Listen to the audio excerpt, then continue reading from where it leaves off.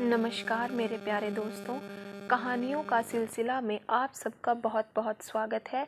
और आज मैं आप सब के लिए एक बहुत ही दिलचस्प कहानी लेकर आई हूँ जिसका नाम है निवाला। तो चलिए शुरू करते हैं।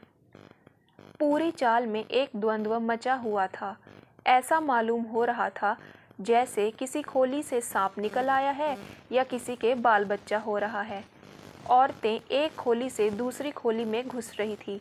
शीशियाँ, बोतलें, डिब्बे लिए सब की सब सरलाबेन की खोली की तरफ तक रही थी, जैसे सरलाबेन का आखिरी वक्त हो और सारी पड़ोसी ने अपनी सी करने पर तुली हों।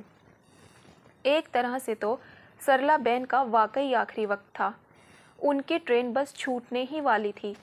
पूरे 33 बरस की होती अगर उनके दूरंदेश वालिदैन ने प्रभाकर के सर्टिफिकेट में उनकी उम्र के पूरे 5 साल न हड़प कर लिए होते, मगर कागज़ की उम्र ऐसा ज़बरदस्त सहारा नहीं होती। वह यूपी के किसी गुमनाम से गांव की पैदावार थी, मगर बम्बई में इतने साल रही कि वतन को भूल भाल के बम्बई की ही हो गई थी। उन पर किसी सूबे का ठप्पा नहीं था। कोई उन्हें गुजराती समझता, कोई मारवाड़ी और कोई सिंधी। बस जगत सरलाबेन हो गई थी। सरलाबेन केईएम हॉस्पिटल में नर्स थी। महंगाई अलाउंस मिला के 240 रुपये मिलते थे। 12 रुपये कमरे का किराया देकर इतना बच जाता था कि बड़े ठाट से रहती थी। हॉस्पिटल से मरहम पट्टी का सामान, एपीसी की गोलियां, मर्क्यूरी क्रोम, असली ग्लिसरीन और पेटेंट दवाओं के सैंपल लाकर मुफ्त तकसीम किया करती थी। उनका कमरा आसपास के इलाके के लिए अच्छा भला हॉस्पिटल था। सरलाबेन बड़े काम की चीज़ थी। ऊपर से शक्ल सूरत के साथ साथ चाल चलन ऐसा था कि कभी किसी की गृहस्थी पर शय पड़ने का खदशा नहीं हुआ। यही वजह थी कि वह बेइंतहा हर दिल अजीज थी। जिधर निकल जाती उनके जनाए हुए बच्चे कुलबुलाते, रोते बिसुरते नजर आते। लोग उनके कदमों में आंखें बिछाते। हर सौदे वाला, हर दुकानदार उन्हें रियायत से माल देता। वह मोल तोल करती जाती और मरीजों के हालचाल पूछती जाती। क्यों रे तुलसी, बहू की कमर का दर्द कैसा है? अरे शाकिर मियाँ, आमना बीबी के पैरों की सूजन उतरी के नहीं? शाम को ले आना, इंजेक्शन दे दूंगी। अरे ओ रजनी, तेरे घुटनों का दर्द का क्या हुआ? तेरा मर्द फिर दारू पी कर आने लगा है। वह खैर खबर पूछती, गाम देवी के नुक्कड़ वाले बस स्टॉप पर पहुंच जाती और उनके मरीज उनको दुआएं देते रह जाते। बस सबको यही दुख था कि सरलाबेन अब तक कुंवारी बैठी थी। अगर शादी के बाद बेवा हो गई होती या मियाँ छोड़कर चला जाता तो भी सब्र आ जाता, मगर यह तो नीरा अंधेर था कि उनकी रेल छूट रही थी और जीवन साथी का दूर दूर तक निशान न था। सबके सिर उनके एहसानों के बोझ से झुके हुए थे। वह सबके लिए करती थी, लेकिन उनके लिए कोई कुछ नहीं कर सकता था। यह शहर बम्बई है। यहाँ जिंदगी सरपट दौड़ती है। यहाँ मशाता और नाइन का फैशन ख़त्म हो चुका है। यहाँ तो बस आंख लड़ जाती है और ब्याह हो जाता है। सरलाबेन फिल्म हीरोइन ना सही, डरावनी भी न थी कि कोई अल्लाह का बंदा उन पर आशिक ही ना हो जाए। आदमी का बच्चा थी। बाप बचपन में ही मर गए। माँ हमेशा की रोगी सिंगर मशीन के बलबूते पर उन्हें पालती रही। फिर जब बेटी कमाने लगी तो वह बिल्कुल ही टूट गई। दो एक बार उचटता हुआ उन्हें बेटी के ब्याह का ख्याल आया, मगर इस ख्याल के कोई माकूल सूरत इख्तियार करने से पहले ही वह चल बसी। वह दिन और आज का दिन सरलाबेन ऐसी अपने काम में जुटी कि शादी का ख्याल तक न आया। ख्याल आया भी होगा तो उन्होंने किसी से तकाजा नहीं किया, और था भी कौन जिसे तकाजा करती कि भाई हमारा ब्याह करा दो। कहते हैं अगर कोई कुंवारी कन्या बैठी रहे तो धरती की छाती पर बोझ होता है, और धरती के इस कर्ब का पाप सबको लगता है। कम अज कम सरलाबेन के जनिसारों का तो यही अकीदा था। उनकी नेकी और पारसाई काबिले सिताइश थी, मगर नेकी की भी एक हद होती है। यह तो उनसे कोई नहीं कहता था कि बाबा किसी भी ऐरे गहरे नत्थु खैरे के गले में बाहें डालकर झूल जाओ, मगर औरत के चंद गुर हैं जिन्हें अगर सलीके से इस्तेमाल किया जाए, अच्छी शरीफ ज़ादियाँ भी अब तो चिड़िया खुद ही घेरती हैं। फिर शर्माकर सिर झुकाकर डोर वालिदैन के हाथ में थमा देती हैं। कोई दाग नहीं लगता, किसी को पता भी नहीं चलता। वालिदैन सुरखरू, दूल्हा दुल्हन भी मगन, यूँ हुआ करती हैं शादियाँ, मगर नहीं हो पाती तो बेचारी सरला बेन जैसी मुसमुसी गालों की, जो दुनिया के ज़ख्मों पर फाहा रखने में ऐसी गुम है कि अपना कुछ होश ही नहीं। सबके दुख बांटती हैं, रातें आँखों में काट देती हैं, नौज़ायदा बच्चे हथेलियों पर झेलती हैं और फिर अपनी नीम तारीख खोली में उल्टा सीधा निकलकर सूनी खाट पर पड़ जाती हैं। कोई इतना नहीं जो उनकी तन्हाई के रिश्ते हुए ज़ख्मों पर फाहा रखे। यह इतना बड़ा चीखता चिंघाड़ता बम्बई, क्या यहाँ कोई अकेला किसी औरत के प्यार का भूखा नहीं, किसी औरत के लम्स की चाहत नहीं? सरला बेन किसी की मोहताज नहीं, अपनी कमाई खाती हैं। सारी चाल में एक नगीना सा कमरा है जो किसी फ्लैट से कम नहीं, सोफ़ा कुर्सी भी है, अपना अलग संडास भी। अब और क्या चाहिए इस दुनिया में? लोगों का क्या है, कुंवारे तो आंखों में खटकते हैं, हर दम शादी की दुआएं, शादी के तकाजे, लो भाई शादी कर लो। बच्चे की फरमाइश, एक बच्चा हुआ तो यह उल्हाना है कि ए हैं बस एक ही, चलो दूसरा पैदा कीजिए। मगर सरला बेन को भी यकीन न हुआ था कि वह सदा कुंवारी ही रहेंगी। कोई तो होगा उनका यहाँ से वहाँ तक फैली दुनिया में, कोई एक अल्लाह का बंदा है जिसे खुदा ने उनकी ज़िंदगी का हिस्सेदार बनाया होगा।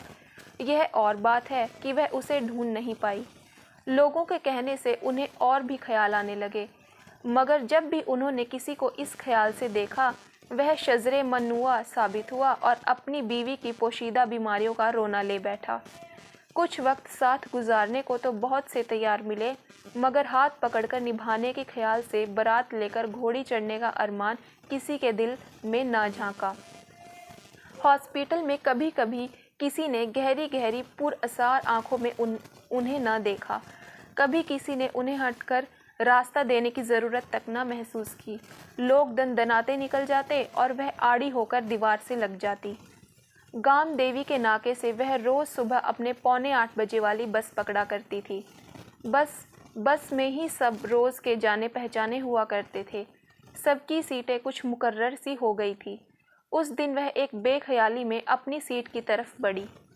एक अजनबी को वहां बैठा हुआ देखकर उन्होंने ठसाठस भरी हुई बस पर एक ताइराना नज़र डाली और बस के बीच में लटकी हुई रकाब पकड़कर खड़ी हो गई। अजनबी ने उन्हें सिर से पैर तक देखा और खड़ा हो गया। बैठ जाइए। वह रकाब पकड़कर खड़ा हो गया और अखबार पढ़ता रहा।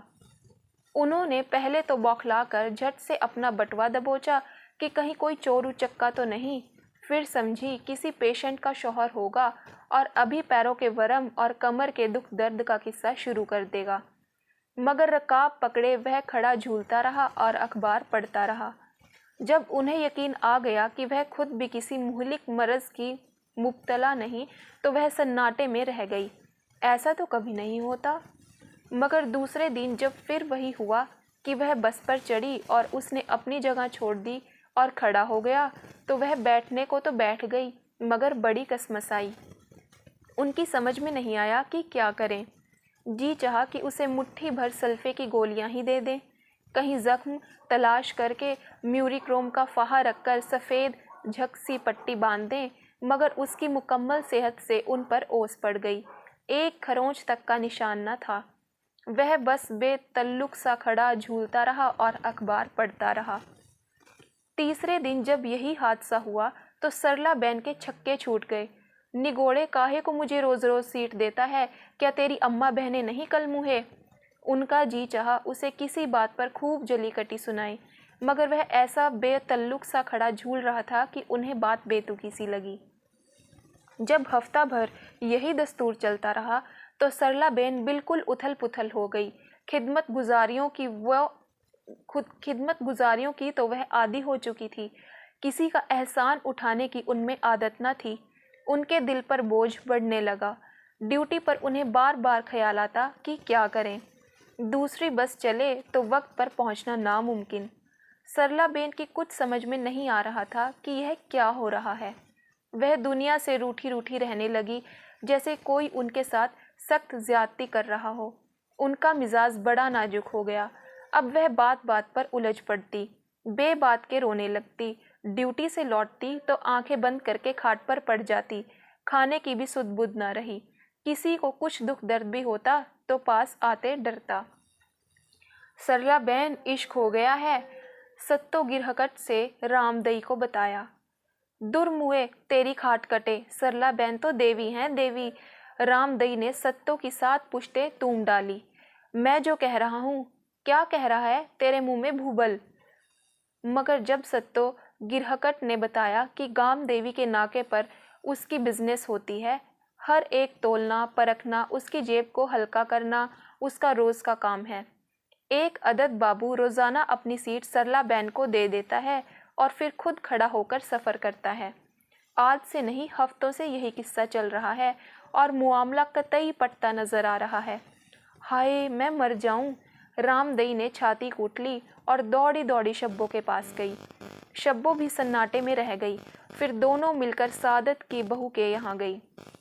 सादत की बहू मुंडेर पर लौंडे को लटकाए इजाबत करा रही थी। खुदा की कुदरत, लौंडा मोरी में गिरते गिरते बचा। फिर यही बात आग की तरह सारी चाल में घूम गई। ऐसा ही होता है, लक्ष्मी घाई ने कहा। वह रेडीमेड कपड़ों में काज बटन बनाती थी और बड़ी जहांदीदा थी। उनका मियाँ लापता था। एक लड़की थी, वह उसने मिशन स्कूल में दे दी थी। सब उसे गालियां देते थे कि उसने लौंडिया को ईसाई बनवा दिया है, लेकिन लक्ष्मी एक कान से सुनती थी, दूसरे कान उड़ा देती थी। काज बटन से कहीं पैंट पलते हैं, सब जानते थे। वह रातों को जाया करती थी। लाला के डर से ग्राहकों की चाल पर नहीं लाती, मगर किसी को क्या। उसने दारू पीकर कभी लफड़ा नहीं किया, जैसे आए दिन एंट्री किया करती थी। नाम उसका ऐड था, मगर एंट्री होकर रह गया था। वह खुले बंदों दारू का धंधा करती थी। लाला को डरकर बख्शीश देती थी। पुलिस से भी हफ्ता मुकर्रर था।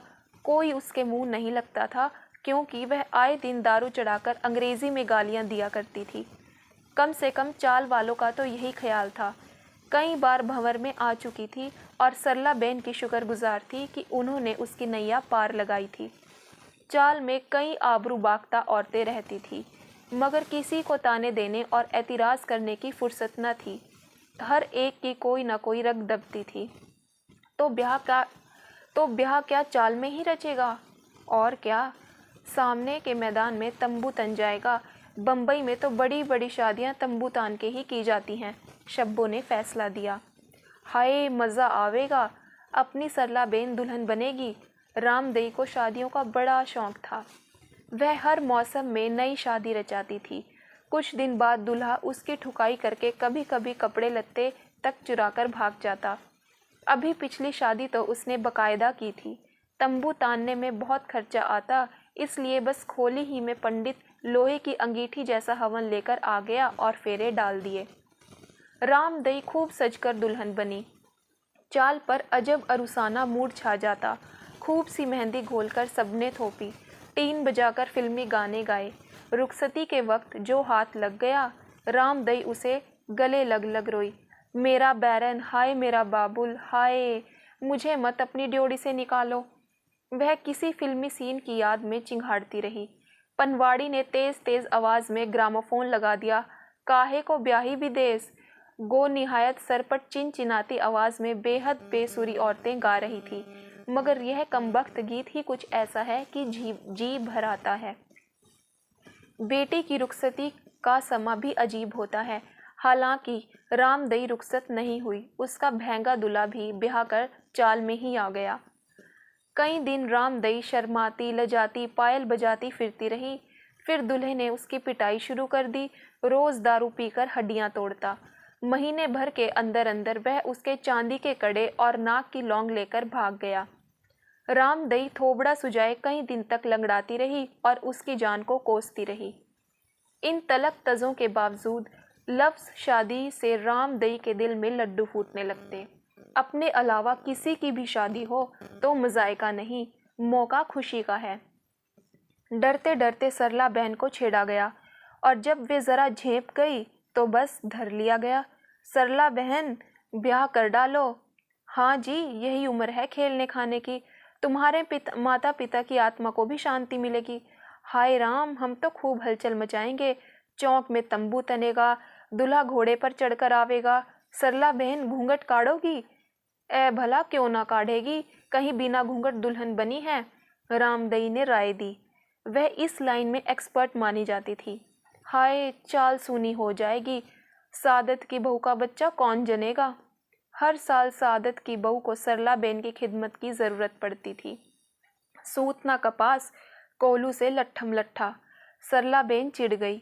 किसने कह दिया तुमसे शादी ब्याह का? हाँ, तो फिर रोज़ सीट बस में क्यों देते हैं? शब्बो तनतनाई। यह तो उनकी भलमनसाहत है। सरला बेन नरमी से मुस्कुराई। तेल देखो, तेल की धार देखो। आज सीट देते हैं, कल दिल भी देंगे। सादत की बहू ने गोदी के लौंडे को कूल्हे पर ठसक कर फैसला किया। इस पर सब चहक उठी। इन प्यारी प्यारी बातों से सरला बेन की आंखों में भी ख्वाब झूम उठे। उन्हें इस मदकूक आबरू बागता हर्राफा औरतों पर प्यार आ गया। दिल शुक्रगुजारी के एहसास से लबरेज हो गया। अब की बार दूध कम उतरने की शिकायत तो नहीं। वह बात बदलने को एकदम नर्स बन गई। अभी तक तो नहीं, सादत की बहू मिनमिनाई। और देख एडिथ, सबके जो कुछ लफड़ा हुआ तो कसम से पुलिस में दे दूंगी। बाबा, वह लोग हस्बैंड का नाम पूछते। एडिथ बिन्नाई। एंट्री सिद्दीक बाबू का नाम दे दे, रामदई ने मशवरा दिया। बट हम कैथलिक हैं, वह लुच्चा। तो शर्मा जी का नाम दे दे। चुप रह चुड़ैलो। सरला बेन ने सबको डांटा और सादत की गोद के लौंडे को चुप कराने के लिए चमचा भर सिरप उसे चटा दिया। दूर हो यहाँ से। पहले यह बताओ शादी कब होगी? शब्बो अड़ गई। हाँ, तारीख मुकर्रर हो जाए, लक्ष्मी ने मतालबा किया। किसकी शादी, कैसी तारीख? कोई बात ना चीत। सरला बेन बिगड़ गई। बात ना चीत, यह कैसे? क्या दूल्हा गूंगा है? कहका पड़ा। और फिर सबने बौखलाई हुई सरला बेन को समझाया कि उनकी ढील ही से यह हुआ कि जैसे उन गुणवती कुंवारी बैठी है और मर्द की जात तो ठलुआ होती है, जब तक मुंह में निवाला न ठूसो बात नहीं बनती। सब सरला बेन के भई ख्वाह हैं, दुश्मन नहीं। कहो तो अपनी जानें भी तुम्हारे लिए दे दें। यह चिड़िया अब हाथ से नहीं जानी चाहिए। कहो तो उनसे बात करने को बोलूं? सादत की बहू ने पूछा। अरे, हम खुद बात करने को तैयार हैं उनसे कि बाबा, लड़की पसंद है तो ऐसा बात करो। मगर रामदई की इस राय से सबको इख्तिलाफ पैदा हो गया। उसे मर्दों को फंसाने में मल्लिका हासिल है, मगर कमबख्त को शादी का चस्का पड़ चुका है। अगर अमानत में खयानत की गई तो? ना बाबा, रामदई से अल्लाह बचाए।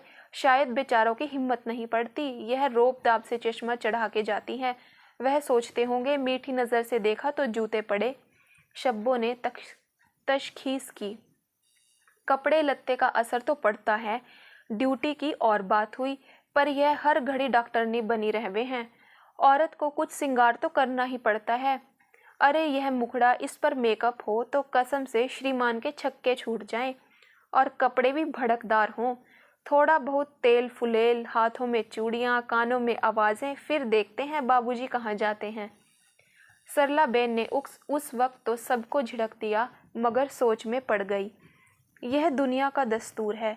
बम्बई में एक से एक भड़कदार औरत घूमती है। सूनी आदि औरतों पर नज़र ही नहीं टिकती। जैसा मौका वैसा भेस। मगर उसके पास तो शादी करने की साड़ियाँ थी। 2-4 बदरंग सी खटाऊ की होंगी। गले में तार सी जंजीर तो पड़ी रहती। अगरचे उसे जेवर कहना ज्यादती है, माँ की यादगार है। रात के सन्नाटे में उनके दिमाग में रंग बिरंगे कपड़े और जेवर थिरकते रहे। शायद ब्याहता है, दूसरे दिन शब्बो ने फिक्रमंद होकर कहा। नहीं, ब्याह तो नहीं। कैसे मालूम? बस में कोई दोस्त मिले तो पूछ रहे थे, कमरा मिला? वह बोले हाँ मिला। कहने लगे अब शादी कर डालो। फिर क्या बोले? रामदई करीब खिसक कर बोली। हंसने लगे। चलो, इधर से तो इत्मीनान हुआ, जात के तो ठीक हैं। हाँ, बैग पर रामस्वरूप भटनागर लिखा है। वह तो पहले ही दिन देख लिया था। बस फिर क्या बात रह गई जो टाल मटोल कर रही हो? मुंह से जो नहीं बोलते, कुछ मीठी नज़रों से कहते होंगे। नहीं, जो कहते भी होंगे तो सरला बेन के काहे को पल्ले पड़ेगा। रामदई हुई, एडिथ हुई, शब्बो ही होती तो फट समझ आ जाती। 2 दिन में बाबूजी मुट्ठी में होते। ठंडी सांस भरी। नहीं तो यह मर्दुआ कौन सी मिट्टी का बना है? सादत की बहू बिगड़ गई। बड़ी काए के बाद तय हुआ कि सरला बहन दूरंदेशी पर तैयार हों। तीर तफंग से लैस होकर मुंह में निवाला दें, तभी नैया पार लगेगी। बस इसी कारण औरतें अपने अपने तरकशों से सामान निकाल कर सरला देवी की कुमक को पहुंचने लगी। शबाना कभी फिल्मों में एक्स्ट्रा का काम भी ले लेती थी। वह वहां से न जाने क्या अटरम सटरम लाया करती थी। हेजलिन स्नो तो सादत की बहू के पास भी साल भर से पड़ी थी। एडिथ के पास तो तमाम स्मगल किया हुआ कॉस्मेटिक था। वह एक हेयर ड्रेसर को भी जानती थी और खुद भी फर्स्ट क्लास गुब्बारे नुमा ऊंचे तुम्बी जैसे बाल बना लेती थी। उसके पास ऐसे ऐसे छोटे बड़े कपड़े थे जो अगर खपच्ची को पहना दो तो बुते काफिर बन जाए। बस सब की सब मरम्मत पर जुट गई। सरला बेन ने बहुत नाना की, मगर शब्बो ने अपनी प्याजी नायलॉन जॉर्जेट की साड़ी जिस पर सीक्वेंस का काम बना था उन्हें पहनाई। ब्लाउज पर बहुत झगड़ा पड़ा। शब्बो कहती थी ताज़ा तरीन फैशन के मुताबिक सुर्ख ब्लाउज और सुर्ख पेटीकोट होना चाहिए, नीचे से चलका मारेगा और लाल ही सैंडल हों तब आएगा मज़ा। सरला बेन निगोड़ी को न फिटिंग का पता न मैचिंग के राज मालूम। उनके हाथों में खेल बनती रही। मुंह पर पहले क्रीमें थोपी गई। सादत की बहू की हेजलिन स्नो के जो सूख चुकी थी क्योंकि वह बुरा माने जा रही थी। फिर रोज़ और पाउडर के प्लस्तर चढ़े। खूब सा स्याह सूत लेकर तुम्बी की शक्ल का जूड़ा बना। फिर जेवर की बारी आई। इस पर खाना जंगी होते होते बची। हर शख्स यही चाहता था कि उसका चंदा ज़्यादा से ज़्यादा हो। जब ऊंची एड़ी के कारचोबी सैंडल पहनकर सरला बेन बस स्टॉप पर लहराती डगमगाती पहुंची तो उनकी बगैर ऐनक की आंखों में तिरमिरे नाच रहे थे, पसीने के शरारे छूट रहे थे। क्या औरत होना काफ़ी नहीं? एक निवाले में इतना अचार, चटनी, मुरब्बा क्यों लाजमी है? उनकी आंखों से आंसू चलने लगे। और फिर उस निवाले को बचाने के लिए सारी उम्र की घिस-घिस। जब थोड़ी देर के बाद लोगों ने सरला बेन को लश्तम पश्तम वापस लौटते देखा तो सबके हाथों के तोते उड़ गए। वह बगैर दुल्हा के डगमगाती लरसती चली आ रही थी। गालों पर काजल की लकीरें बहाती वह गटर में गिरते गिरते बची। निवाला थूक दिया गया, ये कैसे हुआ, क्यों हुआ? सरला बेन सवालों की बौछार से बेदम होकर पलंग पर गिर पड़ी। वह जब बस में दाखिल हुई तो वह उनसे कतई गाफिल अखबार पढ़ता रहा। वह रकाब पकड़े सीट के पास खड़ी झूलती रही और वह बस के दरवाजे की तरफ बार बार देखता रहा जैसे किसी का मुंतजिर हो। उन्होंने नज़रों के सारे तीर उसके कलेजे में झोंक दिए, मगर वह उनकी तरफ से मुंह मोड़े दरवाजे को ताकता रहा। उन्होंने कांता की महक में बसा हुआ गुलाबी आंचल ढलकाया, मगर उसने अखबार से नजरें ना उठाई। उन्होंने एक भरपूर अंगड़ाई ली, मगर उसकी आंखों में मस्तियां ना लहराई। उसने एक पथराई हुई नज़र उन पर डाली और उनके धूम धड़क्के को बेएतिनाई से ठुकराता हुआ अखबार पर झुक गया।